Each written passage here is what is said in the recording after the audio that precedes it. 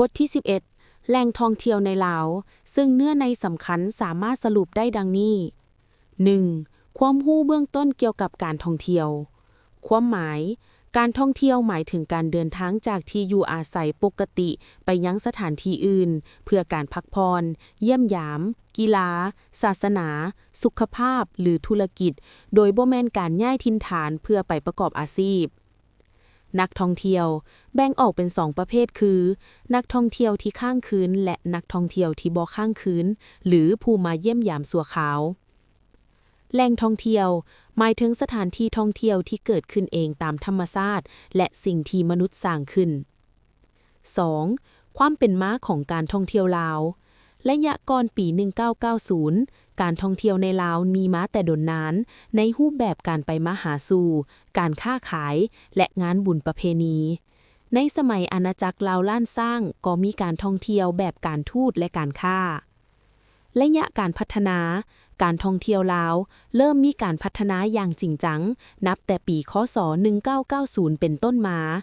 รัฐบาลได้เปิดปีท่องเที่ยวลาวครั้งทำอิฐในปี 1999-2000 ซึ่งเฮ็ดให้รายรับจากการท่องเที่ยวเพิ่มขึ้นสูงและกลายเป็นสินค้าส่งออกอันดับหนึ่งของประเทศในเวลานั้น 3. ประเภทแหล่งท่องเที่ยวในลาว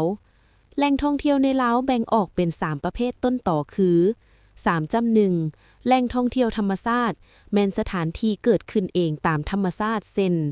น้ำตกตาดค้อนพะเพ็งแข่งจำปาสักเป็นน้ำตกตาดที่ใหญ่ที่สุดในอาซีอาคเนย์โดยวัดแทกจากปริมาณน้ำตกตาดกวางซีแข่งหลวงพะบางเป็นตาดหินปูนที่สวยงาม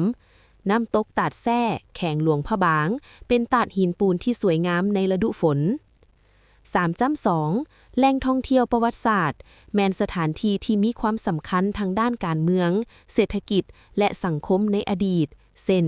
เวียงไซแข่งหัวพันเคยเป็นฐานที่มั่นของการปฏิวัติเป็นบ่อนอยู่อาศัยและเฮ็ดเวียกของผู้นำประเทศเช่นฐานไก่สอนพรหมวิหารฐานสุภานุวงศ์และอื่นๆในถ้ำต่างๆ 3.3 แหล่งท่องเที่ยววัฒนธรรม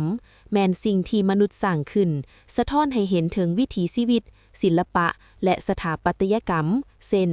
วัดเสียงทองแข่งหลวงพะบางสร้างขึ้นในปีค.ศ.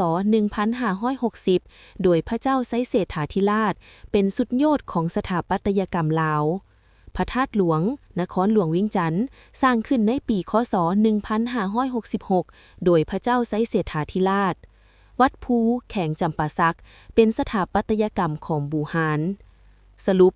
บทเรียนนี้ชี้ให้เห็นถึงความสำคัญของเวียกงานการท่องเที่ยวที่เป็นแขนงเศรษฐกิจสำคัญของลาวโดยอาศัยท่าแห้งทางด้านธรรมชาติที่สวยงามประวัติศาสตร์ที่ยาวนานและวัฒนธรรมที่เป็นเอกลักษณ์